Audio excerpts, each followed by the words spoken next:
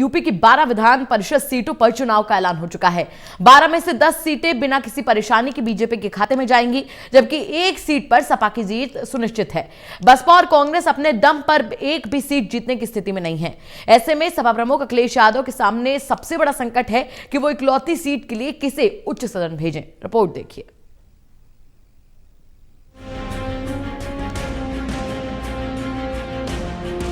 उत्तर प्रदेश में विधान परिषद की 12 सीटों का बुधवार को निर्वाचन कार्यक्रम जारी होते ही सत्तारूढ़ भारतीय जनता पार्टी के साथ ही समाजवादी पार्टी में भी अब संभावित उम्मीदवारों की चर्चाएं जोर पकड़ने लगी हैं।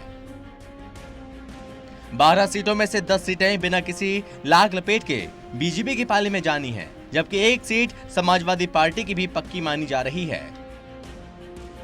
बसपा और कांग्रेस अपने दम पर एक भी सीट जीतने की स्थिति में नहीं है।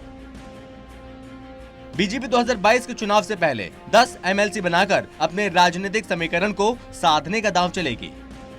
वहीं सपा प्रमुख अखिलेश यादव के सामने सबसे बड़ा संकट है कि वो इकलौती सीट के लिए किसे उच्च सदन भेजें। उत्तर प्रदेश विधान परिषद की ये 11 सीटें 30 जनवरी को खाली हो रही हैं, जबकि एक सीट पहले से ही खाली है।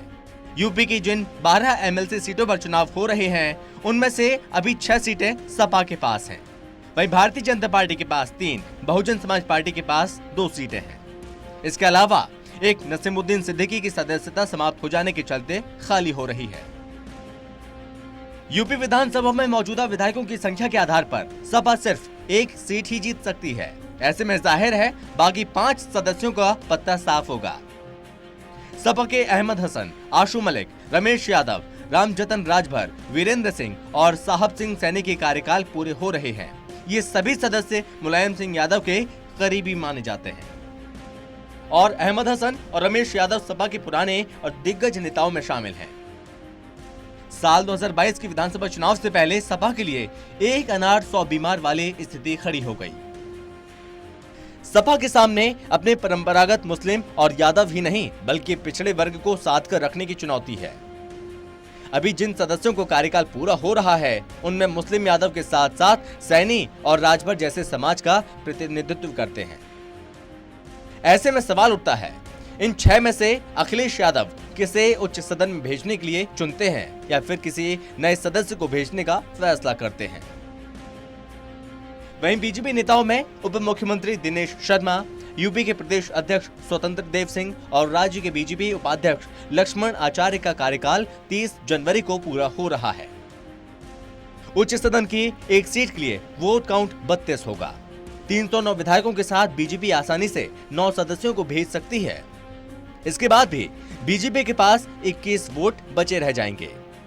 वहीं 9 विधायकों वाले अपना दल की मदद से बीजेपी अपना 10वां उम्मीदवार भी उच्च सदन में भेज सकती है। बसपा के प्रदीप जाटव और धर्मवीर सिंह अशोक भी विधान परिषद में अपना 6 साल का कार्यकाल पूरा करेंगे। हालांकि बसपा के पास महज 10 सदस्य ही बचे हैं और जब तक उसे अन्य विपक्षी या बीजेपी का समर्थन नहीं मिलेगा, तब तक उच्च सदन में बसपा का एक भी सदस्य नहीं जा पाएगा। ऐसे में देखना यह होगा कि बसपा क्या स्टैंड लेती है। ऐसे में यूपी की 12वीं विधान परिषद सीट पर मुकाबला काफी दिलचस्प हो सकता है। बसपा प्रमुख मायावती पहले ही कह चुकी हैं कि सपा को किसी भी सूरत में एमएलसी सीट नहीं जीतने देगी। इसके लिए उन्हें बीजेपी को भी समर्थन करना पड़ेगा, तो वो तैयार हैं। ऐसे में कांग्रेस, सपा, निर्दलीय और ओम प्रकाश राजभर मिलकर एक सीट जिताने की स्थिति में है। लेकिन इसके लिए बसपा के कुछ विधायकों का भी समर्थन जुटाना जरूरी होगा।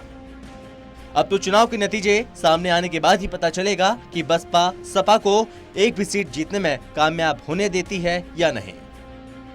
Special desk, total news.